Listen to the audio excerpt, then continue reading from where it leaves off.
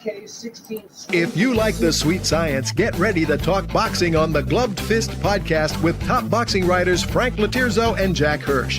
Frank, a former amateur boxer out of Philadelphia, writes for NY Fights and can be seen on the Boxing Channel. Jack, an amateur boxer who competed in the New York Golden Gloves, was a 6-term president of the Boxing Writers Association.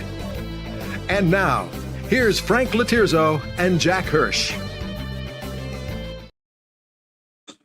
And we're back. Welcome to Gloved Fist. My name is Frank Latirzo, former writer, try to be full-time observer, joined by former 6-term president of the Boxing Writers Association of America, Jack Hirsch. Jack, how are you tonight?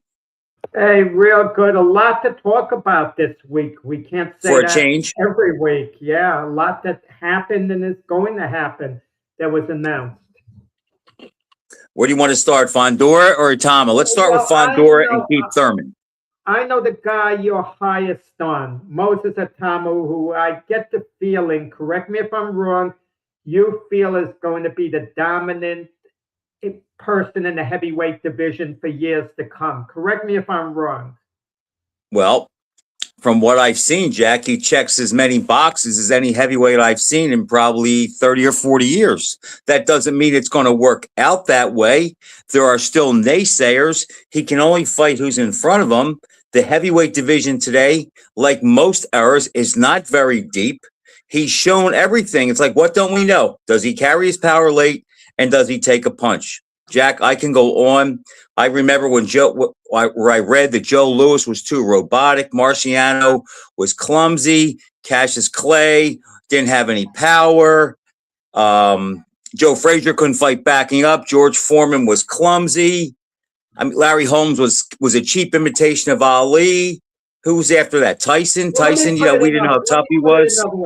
If Itamu turns out to have the same career as Anthony Joshua, would you be a little disappointed?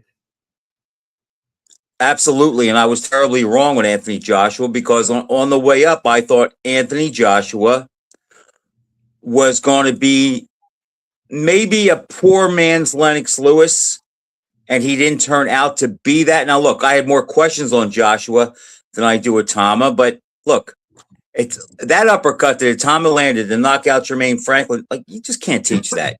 You just can't teach that. I mean, he was out on his feet. The right hook that came afterwards was just dressing on the cake. But look, the kid shows everything. He can punch. He has fast hands. He's a southpaw. He lets his hands go. He's accurate. He has size. He has height. He has reach. I mean, if we're going to construct a heavyweight to compete in today's division, those are a lot of the things I would bake into the cake.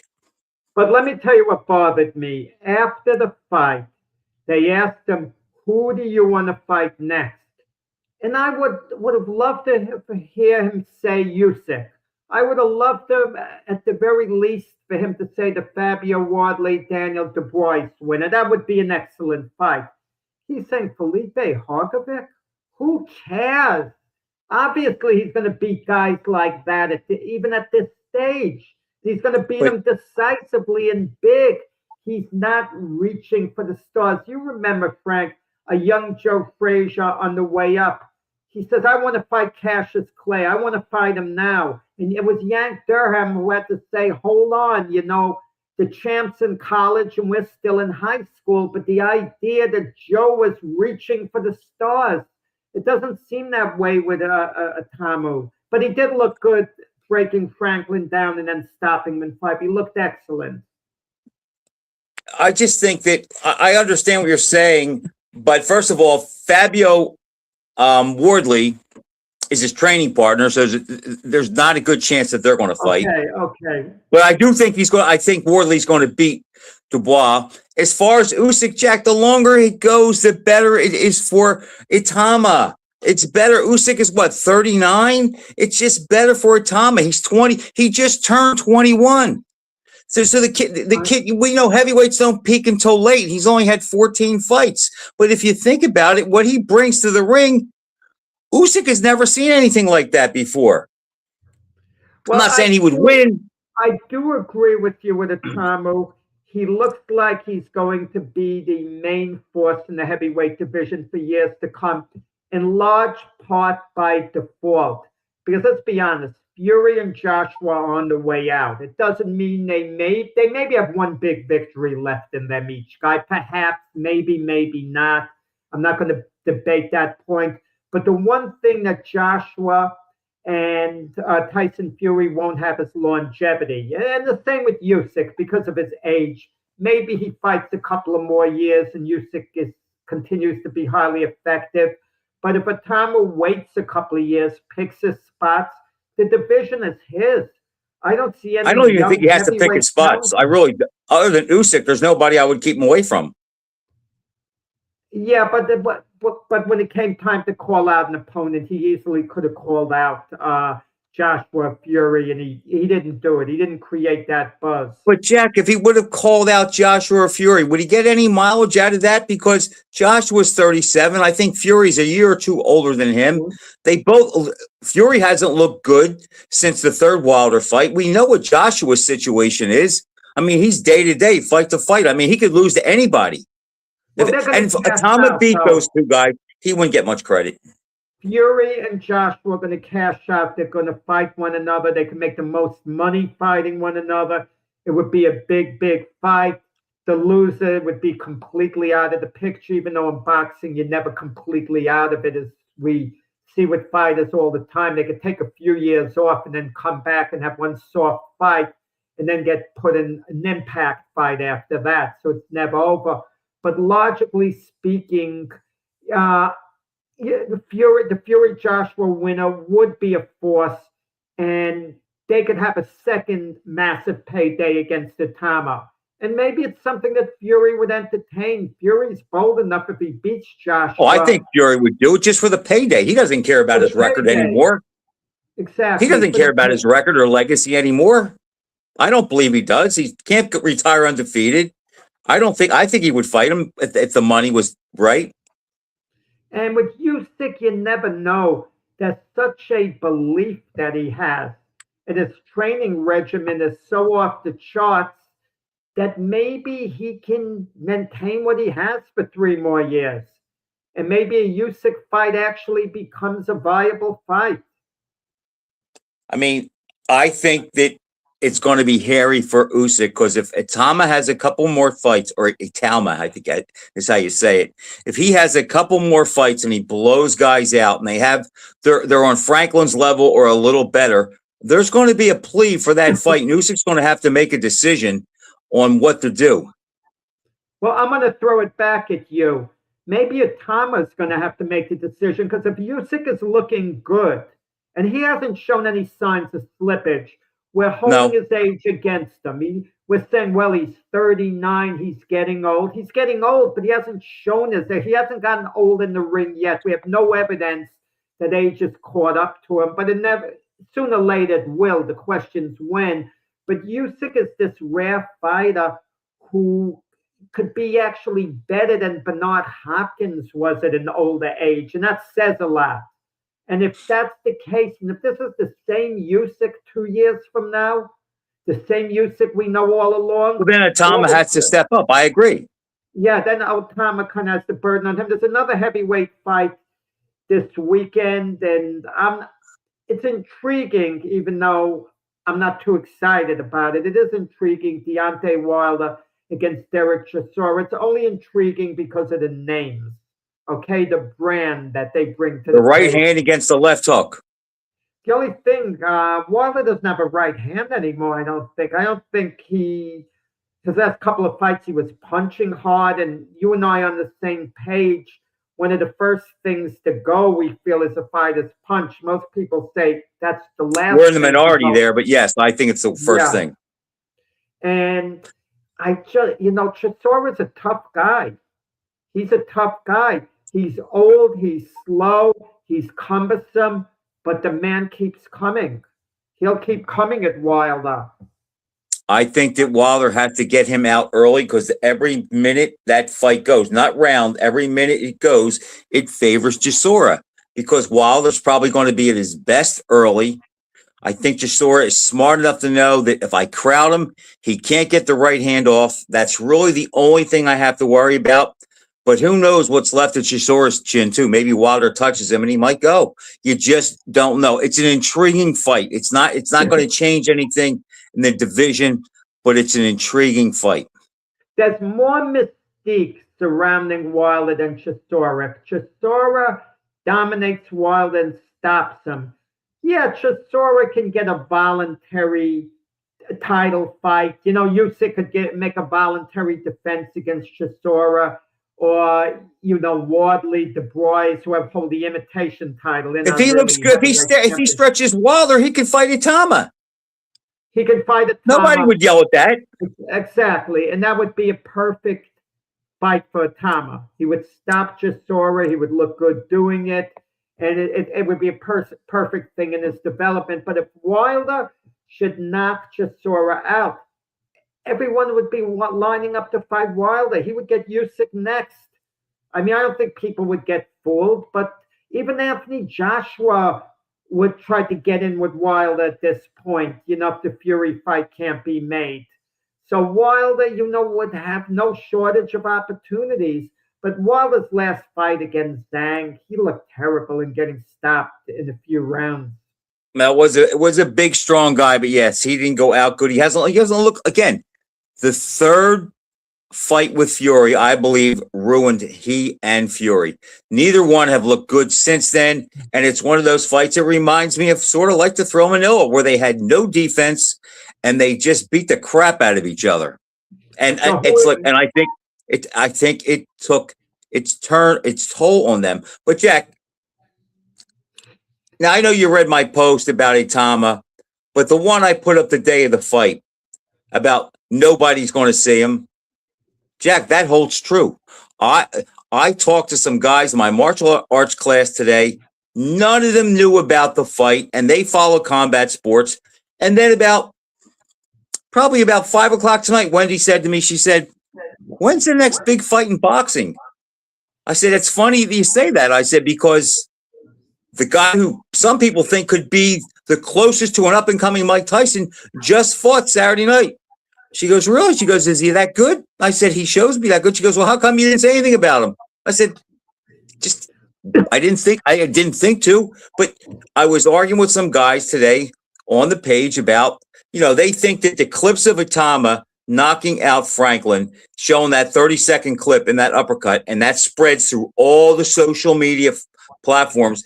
They think that that's the same as being on TV like we saw with the Olympians and like we saw with Tyson. They just don't realize there's not a market in the United States. Nobody knows who Moses Itama is. If I said his name, they would think he was a Muslim cleric.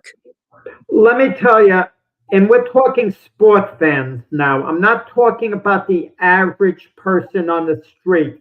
The average person on the street, if you ask them, who's Mike Tyson, the non-sports fan, the non-boxing fan, they'll know he's a boxer. People that are only 20 years old would know. They'll tell you, you speak to a knowledgeable sports fan who's not a boxing fan, who's a big fan of the other sports. You ask them who Moses Itama is, they'll have no idea. Would they know who Usyk is? Do they know who Usyk is? Probably yeah, you have to sit there and sigh. Probably not, right? The average sports fan may have heard of Usyk. Maybe they'll be able to identify him. Okay, but it's awful. You know how I watch the fights now, Frank? I don't watch them live anymore. I see them on YouTube the next morning, and it's hard to watch it on I YouTube. don't like doing that, but I get it. Because they give you an idea who won. Sometimes they have a subtitle over what happened. Sometimes they have one of the fighters smiling, all happy, and you know he won. So you're not exactly seeing it live. And if you know the result, you sometimes don't want to sit through the whole fight. If you know, but that's not how we came up. We enjoyed watching the fight live in the moment and thought about it for the whole day. I tried to get the Shakur Stevenson Teofimo Lopez show. I was going to pay the $70, but I had to be a subscriber to the Zone, buy their ultimate package with tax. It would cost me about $600 to get the show. And I said, screw it, I'm not getting it. So the next morning, so I get up in the middle of the night, and I couldn't resist looking up the result. And it said Stevenson won basically a lopsided decision. And at that point, I didn't want to watch the whole fight. I didn't, because I knew what happened. I don't want to watch an 11 rounds to one fighter thereabouts. So I watched the highlights, like selected. But it would have been parts of the intriguing fight. to watch it live. Oh, And that's the absolutely. thing. Nobody knows who these streams are. Older people like us that are on Social Security, we don't know how to work all these streams and remember all these passwords. We tried to watch a movie a little while ago today. We couldn't figure out what our password was. It's just such a hard, it's such an ordeal to go through it, to get it on the screen, on your TV, not on your phone. And then you have to pay for it. And it's like, we understand that, but it's like, and then it's like, well, are we going to see anything meaningful? Well, there's going to be one fight we'll care about that might be good, and then we'll stay up. It's just, the model is just terrible. I don't think it bodes well for the future. I'm not going to declare boxing's going to die, but it's just very hard. And my point was with Itama is this kid is really exciting, and he might be that guy or the next. I don't know, but I want to follow his career, but it's going to be hard. But I think he will be that guy for what it's worth. But you said it last week when you were talking about the Sebastian Fundora Keith Thurman fight. You didn't know it was on pay-per-view until I told you. You assumed it wasn't a pay-per-view fight because you're correct. It absolutely wasn't worthy of being a pay-per-view fight. So I can understand you assuming it wasn't. And I said, no, it's on Prime, Prime. $75. Prime, but it's pay-per-view. And you said you have to pay for that? I mean, it's a week. $75. Come on. $75. And the fight went exactly as we thought it would go. Exactly. Fundora was too long, too fresh. One-time Thurman who fights once every 2 years. It's like one-time Thurman once every 2 years. Yeah, good. Yeah, he had nothing. He was a punching bag, and I saw after the fact, and he basically, he cried about the stoppage. Come on, his face looked like he got jumped. I mean, he took a beating there. Took a real beating. I didn't see the official score because I talked to Steve Weisfeld, one of the judges, afterwards. Weisfeld, he didn't give a round to Thurman. He flat out, and Thurman was saying, I loved the way he was saying that was his plan, that Fundora gets tired around the 8th, 9th round. He said Zoo was landing some punches. Thurman's talking like that was a strategy to get butchered, to take a beating, and then Fundora is going to fall apart. Look, there's always a small little possibility that Thurman could have been correct. And if they let it go on, maybe he nails him with a punch. But I'm going to tell you this. The chances of him getting seriously hurt in the long run were greater than him landing a fight-altering punch. Well, we saw that happen with Mendoza, right? Who was it that knocked down? But Mendoza wasn't taking a beating. No, but he did land the one. He was losing the fight, but he had moments in the fight. But he landed the lottery shot and won the fight. So I guess when you see that happen to a guy, you think, okay, that's always out there in the back of your mind. And if you're fighting him, you want to believe that. So if that was Thurman's strategy, I guess maybe that was the only strategy he had. But for anyone did people really pay $75? Did people actually say, I'm going to see Fundora and Thurman fight, and I'm going to pay the $75 because I want to see how this thing goes? There's the people that did that. I have a little bit of a different philosophy than you. Correct me if your philosophy is the same as mine. I don't mind someone spending $75 on a show like that if they're doing it strictly to be entertained that night. They're not doing anything that says, the heck with it. I just want to watch boxing. I know it's a bit of a ripoff. It's like you go to the ballpark and you're spending all this money on food. It's way overpriced, but you don't want to bring your own food in beforehand or eat beforehand. I don't mind that, but if they're getting it based on expecting top level boxing, they're hurting the sport. I rarely get a show like that. Rarely. Well, if they're doing it just for a night's entertainment, Yeah. look, I can't dispute that, but I mean, they're not getting value for their dollar. I mean, do they know that when they buy it, or they just don't care? I don't know. Well, yeah, but I get annoyed when they complain afterwards. Oh, what a lousy show. I mean, the classic case of Mayweather and Pacquiao. People were complaining they were getting ripped off. They were spending $100 to pay-per-view. It was a timid fight. But I could tell you, a lot of those same people would pay to see them fight again, and that's been in the news. Well, I have a confession to make. And my confession is this: as much as I just bitched about all the things, Jack, if I could have just pressed one button Saturday night, one button like you used to do back in the day, and I just pull my cable up, fight, boom, bye. If I could have done that and it was that simple, I would have paid the $75 and watched it. But because they put me through so many hoops and I had to do this, that, and the other, and then I thought, no, I'm not doing it. But if it would have been easy, one touch, I would have bought it. You know what? You could, if it's a question of just watching boxing, you can get this on YouTube, Frank. Pro Box. They have a number of shows. The Paulie Malignaggi, Chris Algeria analysts, they actually have good fights. I mean, you don't get the same big names. The promoter we had on this show, Larry Goldberg, he had a show from Atlantic City. He didn't have the big names, but you never know who could be a big name later on. But they could still be good fights. They could, really good fights. But you have to watch it for the sake of enjoying boxing, not watching it, well, what are these guys going to be in the future? They might turn out to be very good in the future. You know, I remember going to the third fight between Roy Jones and Antonio Tarver in Florida. And when that fight ended, they had on one fight that was the equivalent of the walkout bout. Everyone had left.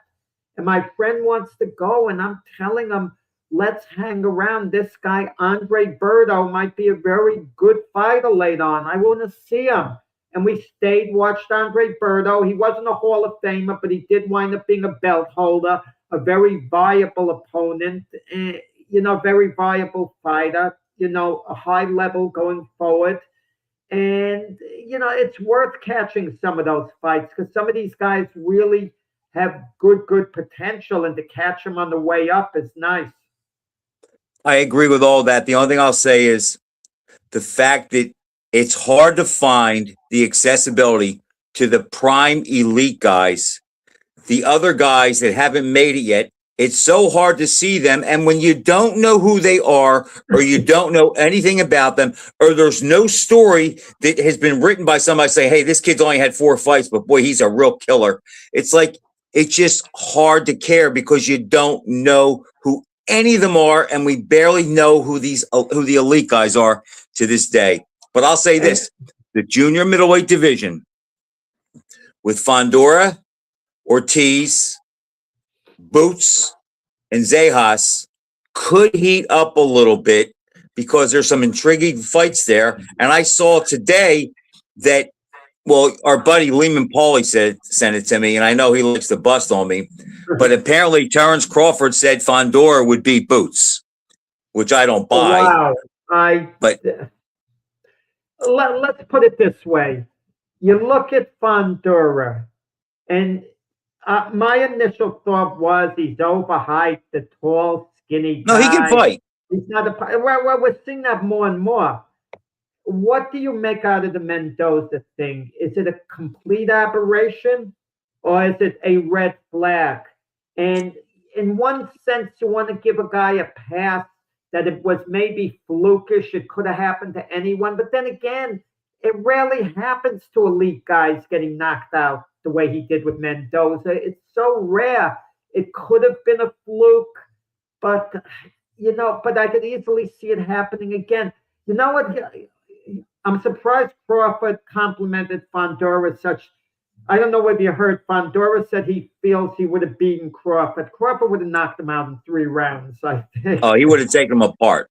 Yeah. Oh, But yeah. I think, Jack, I think Bud said that about Boots just because he and Boots were jockeyed back and forth as rivals, and I just think he wants to jab him a little bit. I don't think he would bet on Fundora or on Fundora to beat him.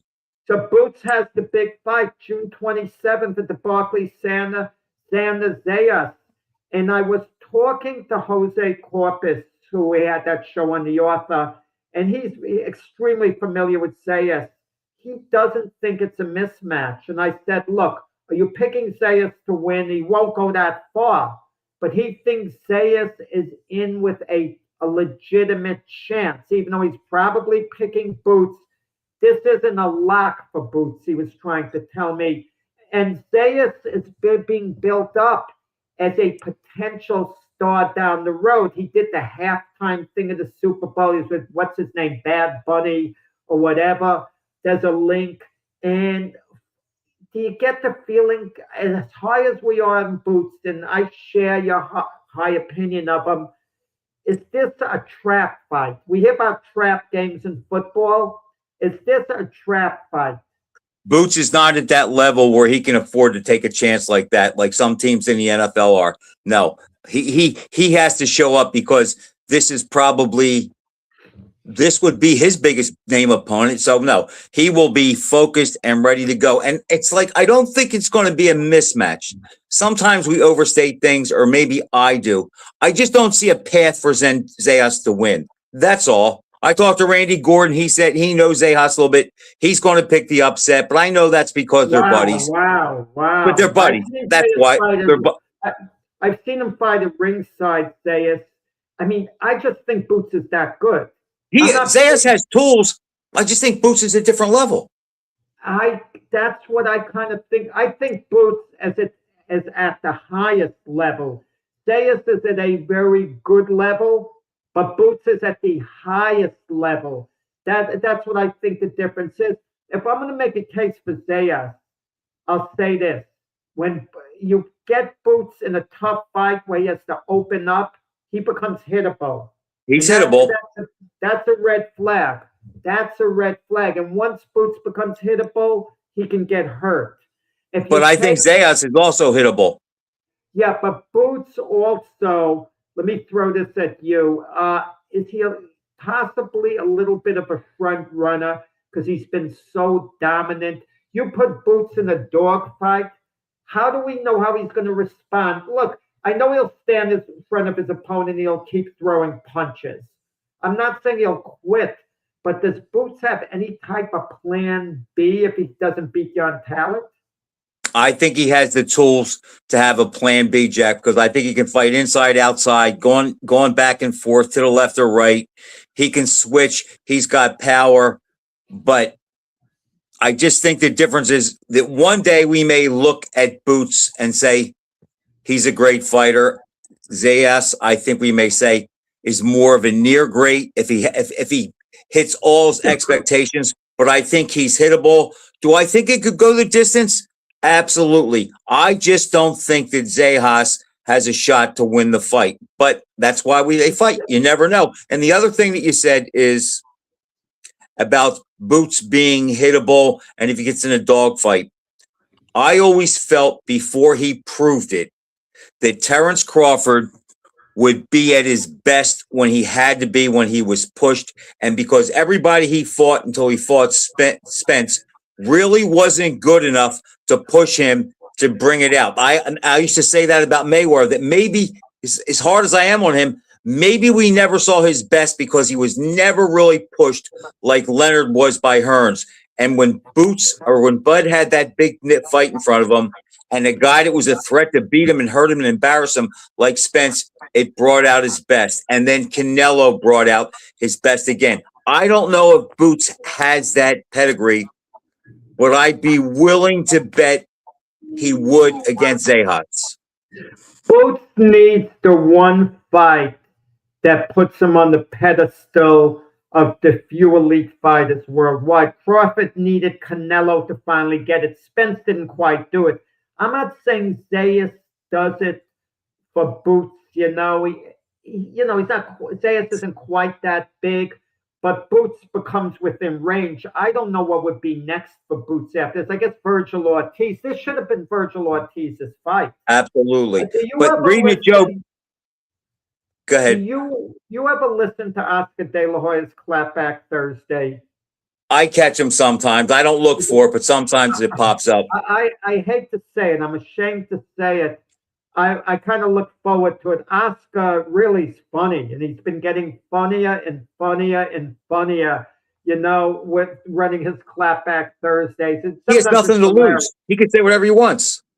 Yeah, but he made a point too about Virgil Ortiz, the way he's ruining his career. Now Virgil Ortiz's manager, Oscar showed a letter saying that they want back in with Oscar, and I just wonder, is Virgil Ortiz's career going to go the way of Mikey Garcia's? Mikey Garcia. Oh, that would be horrible.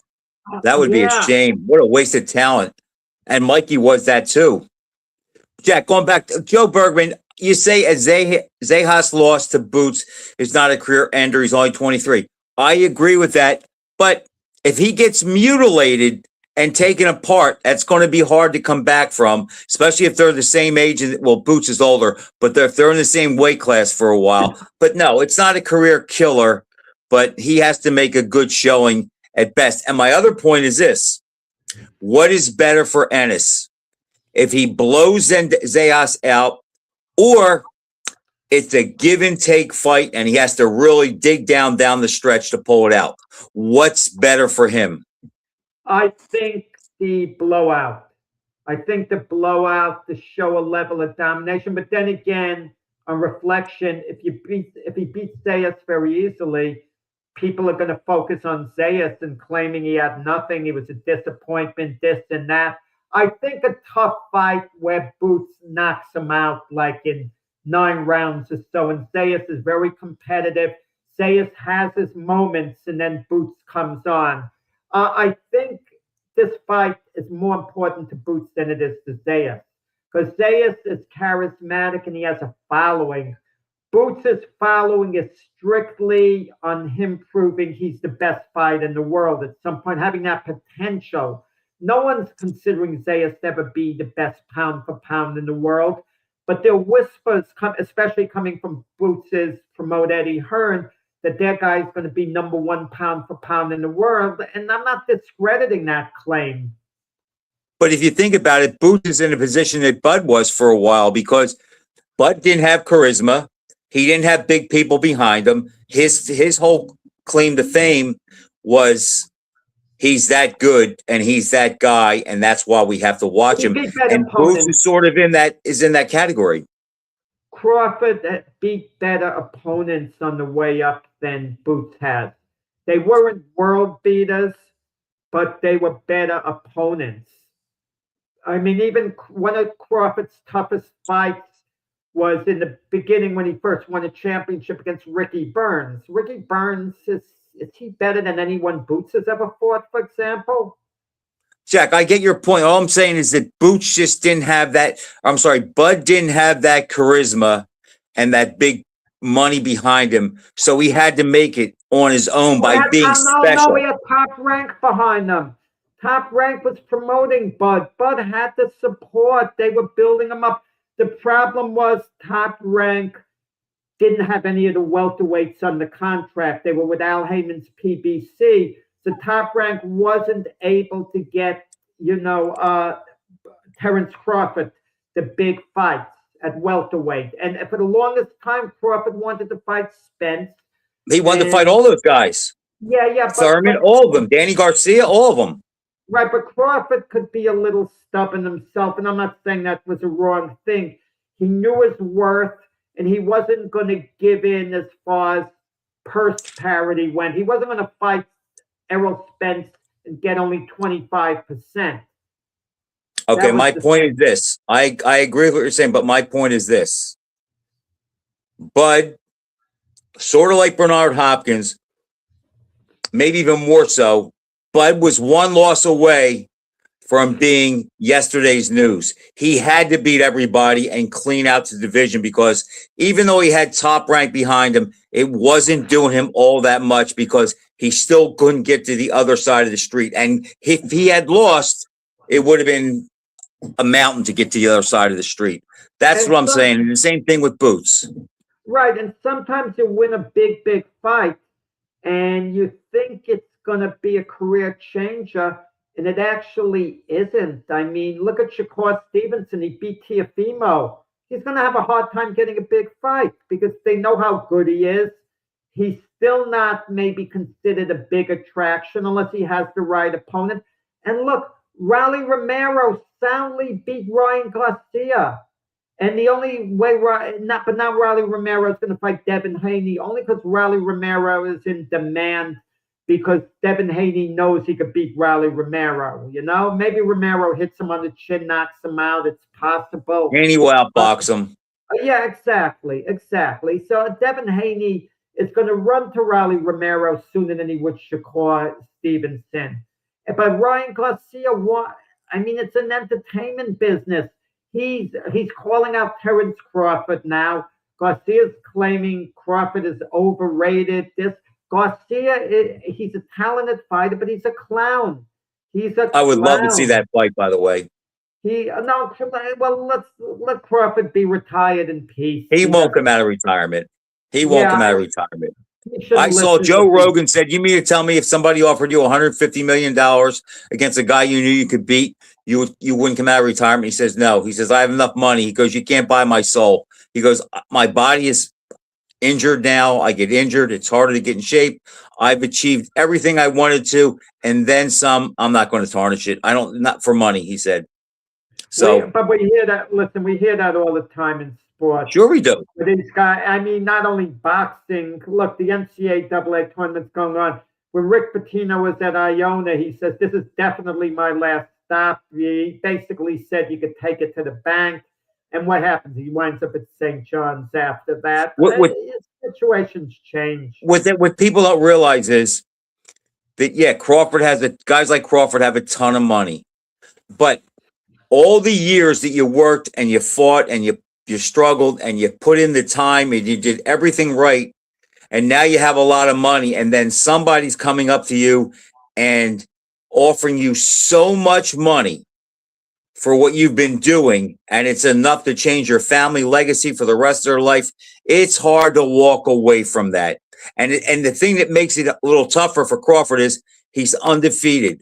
What people don't realize is once a guy gets a loss and he's not going undefeated, it's a little easier for him to sell himself out, because then he says, well, you know what? I'm not going undefeated. This sport, I'm going to get everything I can out of it. And they take fights that they shouldn't take. Yeah, I like what Shakur Stevenson said before he signed to fight Lopez. How important is it to retire undefeated? And he said, it's not that important. Everyone seems to lose at some point. It's not that big a deal. And I kind of love that attitude. But it does, unbeaten records do change perceptions. If Roland Lastarza, Frank, in the first fight, it got in the decision over Rocky Marciano, and the crowd was split 50-50 who should get it. And Marciano, I think the decision was split, eked it out. It was split. Yeah. What would we be saying about Rocky Marciano? He still would have won the heavyweight title. Let's give him the benefit of the doubt. He would have fought Joe Walcott, knocked him out. His career would have gone on, but we would have had the one loss.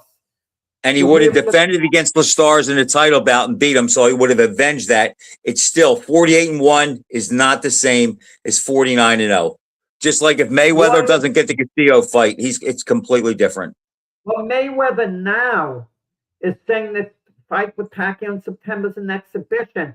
If Mayweather's fighting Pacquiao for real, and his unbeaten record is really on the line, you might be annoyed at me for saying this, but it perks my interest. It really does. And it's a fight I want to get because of what's at stake and what Mayweather is putting on the line. But if him and Pacquiao are an exhibition, I don't have any interest in seeing them in the ring, even if Pacquiao is fighting like it's for real, even if Mayweather's fighting like it's for real. I don't want to hear Mayweather and Pacquiao are going to go at it for real but the official results not going to count. I don't want to hear that. And that's what I hate about these exhibitions, because they move the goalpost every time. We never know, really, is this real? Is this an exhibition? What is the story with that? And it's like, and with Mayweather, you never know. I guarantee if he loses, it's an or if he gets beat up, it's an exhibition. If he wins, he'll count it on his record, and he'll convince the commission to do it. Mayweather's ahead of the curve. When he fought his first exhibition again years ago against a Japanese boxer, after he stopped him in a round, he said, "No, this doesn't go on my record. It's just an exhibition." Mayweather was smart enough to know he was going to have more exhibitions, and he was covering himself in the event he lost one. So he didn't count the wins. He left it at 50. As he could always say, I never counted. He knows how to play the game. He always covers himself. Big time. And Mayweather was pushed at the end of his career by Marcus Maidana, where he had to fight back, especially a little bit. Yeah, fight. I'll give it. Yeah, but I mean, Mayweather showed something, and Cotto pushed him a little bit too. So look, I'm not saying Mayweather's not great. Mayweather is an all-time great. He's up there. It's just not. It's not the GOAT, but he is a lot of the reason why boxing is in the situation it is today. Because if we had to break it down, if there was one problem in this game, as much as I think the accessibility is terrible, and maybe we get some bad scores and some funny things go on, if there's one thing that holds this sport back, is that fighters don't take risk and fight the best of the best. If there's nothing else we could change, if we could just change that, we'd be a lot further along than we are. The different weight divisions give the fighters an out from fighting one another. That's another one. They just hop around to another division, and they look an alternative. I thought before, was it Joe? Yeah, Joe Bergman. Come on, Joe. Don't mention the Charlo brothers. The Charlo brothers have done nothing. They don't deserve to be even mentioned, okay, at this point. Let them do something and earn a fight with Fundora or whatever. Fundora's talking about fighting, I think, Jamel Charlo. You know, I guess the weights are close. Jamel is a junior middleweight. Jamal is a middleweight, so either one would count.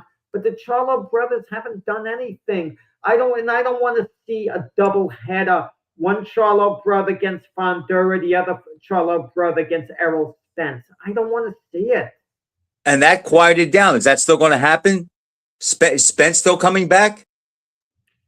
Spence is talking about it. I kind of wonder whether he really is or not.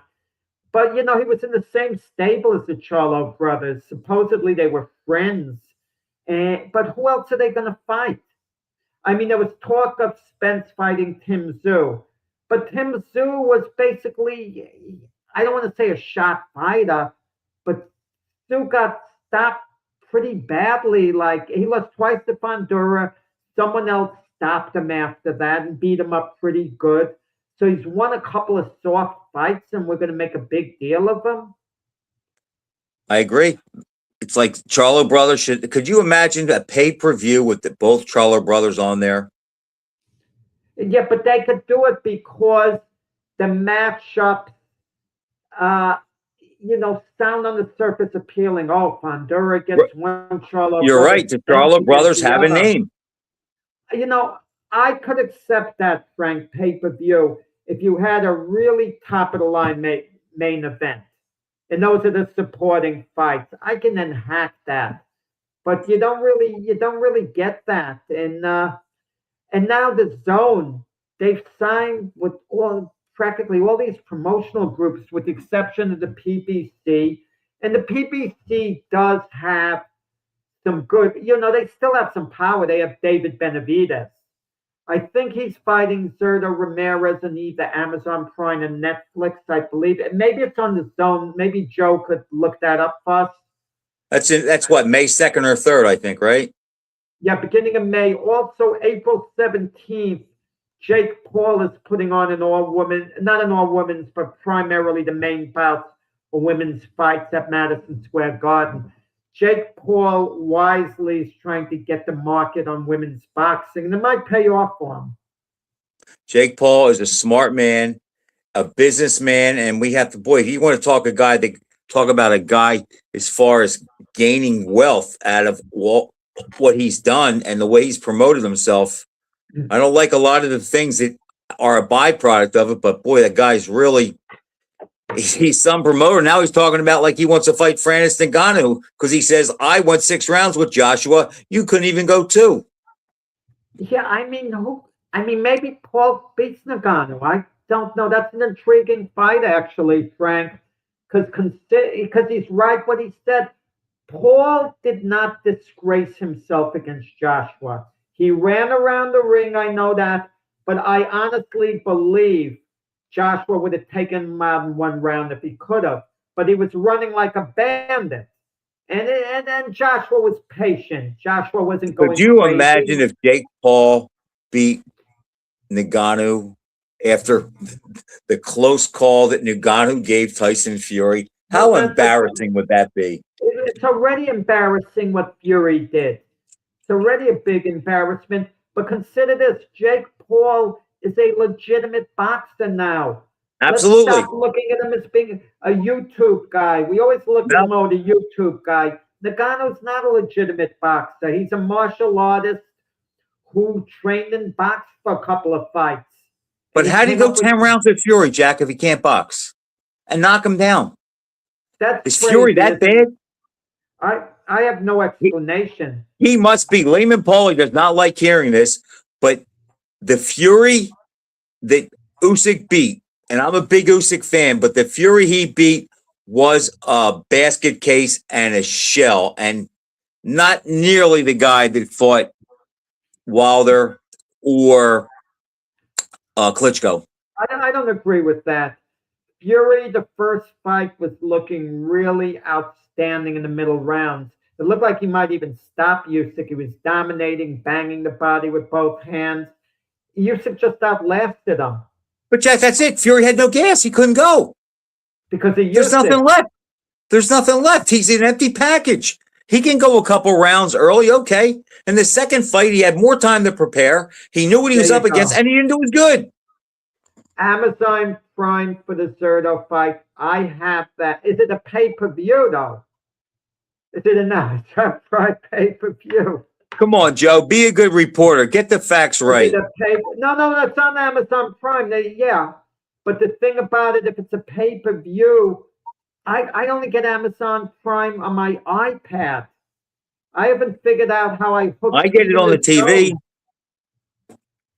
Yeah, I get it in Florida on TV. I get Netflix on my TV, in New York. And Netflix is going to air that show from Madison Square Garden, the women's fight that Jake Paul's promoting on Friday night, April 17th. A variety of fights, but here's the problem, though, as we're asking Joe Bergman, is that Amazon Prime or pay-per-view? Again, we're sitting here figuring out what is it, how do you get it? And it's like, to me, it takes the fun out of it, where if you just told me Saturday night's coming, I just turn my TV on, hit sports, boxing, boom, press the button. Okay, I'm overpaying for it, but like you say, it's a night out, and I do want to see at least the main event. And maybe in the process, I'll see some young guys coming up that show some potential. But you know what it is? They give you these undercard fights. Some of them, the lower level undercard fights, are normally for free. They give you like 3 fights you could see, not have to pay. And then at 8 o'clock, the card starts. Right, and it's a long night of boxing. It's a long night of boxing. And when another problem. I know you're a big college football fan. And when the college football season's going on and you have a really good game you're looking forward to, you're only going to watch boxing if it's a true top-of-the-line pay-per-view fight. Like it was Virgil Ortiz and Boots Ennis, we were talking. As much as you love Ohio, watch Michigan and Ohio State, for example, and right. As much as you would hate to turn away from the college game, I couldn't watched resist Boots and Ennis. Boots, Yes. exactly. I mean, Boots and Ortiz. Right, Boots and Ortiz. But you're not going to watch But Bondura and Thurman for the. But here's the thing, though. The college game is over at 11:20, unless it goes overtime. So you could still do both. That's the thing. It's gone late, Frank. Right. I can stay up to watch Ohio State and Michigan if it's on till 11:30 or Alabama and Auburn. But when they don't get in the ring until 12:15, it does take the wind out of my sail. We mentioned Randy Gordon before. One of the funniest things happened. I had saw how the boxing function and was complaining to her how late these shows are ending, how ridiculous it is. And I'm sitting next to Randy at the Barclays Center, and it's a Deontay Wilder fight, and it says 12:18. It's about to start, and she texts Randy and says something to the effect, "You're right. Jack Hirsch is right. This is ridiculous when they're starting the main event." Well, who texted him that? His wife? His wife texted him because it's 12:18, and and some people take the train that runs hourly. And if you miss your train and you miss it by a few minutes, they kind of wait around close to an hour to get on it. And it's just a late time. If you're a night person, I don't know whether you're a night person now, Frank, or not. I used to be, no longer. But if you're a night person, that's fine. You can deal with the late time. But as you've gotten older and it's early to bed and early to rise, like, I could be up 5:36 in the morning normally, perhaps to get up that time and start my day. And when you're conditioned to do that, now I'm staying up watching boxing till 12:30, 1 o'clock. And why don't they do that with baseball? Why don't they do that with the NBA? Why don't they do that with the NFL? Those games don't end as late. They know better. What I do if it's going to be a late fight and I know I want to see it, I'll go to bed at like 9 o'clock and I'll automatically wake up at 11. So I know I'm going to catch the main fight. But that's a lot of the reason why I will miss the undercard, because if I'm sitting around waiting for the fight and it's 8:30, 9 o'clock and I'm not, and I just say, I might as well fall asleep, because I wake up in the middle of the night anyhow, whether I go to bed at 11:30, 12:30 or 1:30. We talk about picking fights. I just realized something that could be fun. We have Jerry Cooney next week coming on as a guest. And I'm going to want Jerry Cooney to talk boxing. He likes to talk about his recovery, being clean, like 36, 37 years. And absolutely, we want to hear about that. But we're not letting him off the hook talking boxing. And of course, we have fun with Lyle and Norton, who would have won that fight. It just hit me like a ton of bricks. Technically, Jerry's fought them both. Technically. And his knockout. One guy lasted almost 3 minutes. The other guy lasted a minute. Norton loses by default.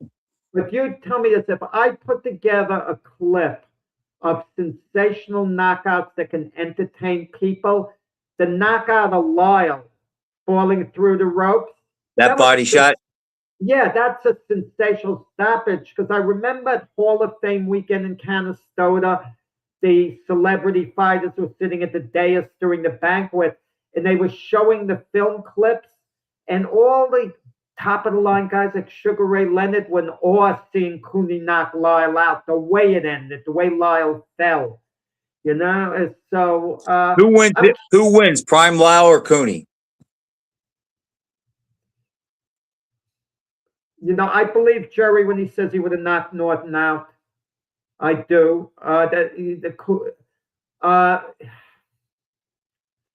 Man, I'd still give Jerry. I don't know what to make out of Jerry's career, and I'll be honest. I'll be honest about it. I've told him this.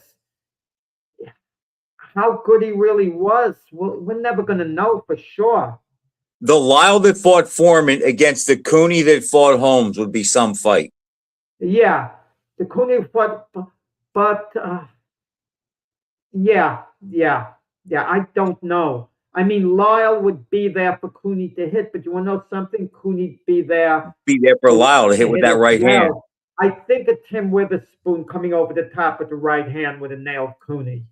I do believe so, and I think Tim Witherspoon at his best was too good to get blown out quickly. He was just too good. And I know they had some real war sparring.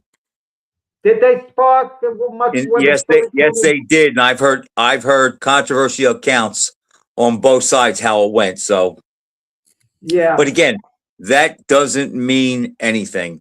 Who got who better in sparring means nothing.